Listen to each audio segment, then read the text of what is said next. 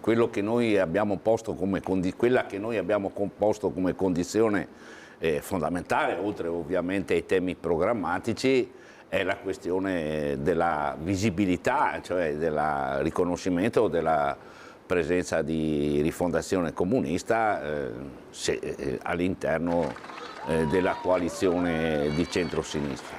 Lo abbiamo detto esplicitamente con un nostro comunicato. Noi naturalmente abbiamo già dimostrato anche nel passato, insomma, che siamo in grado di agire in autonomia, insomma, di presentarci comunque alle elezioni.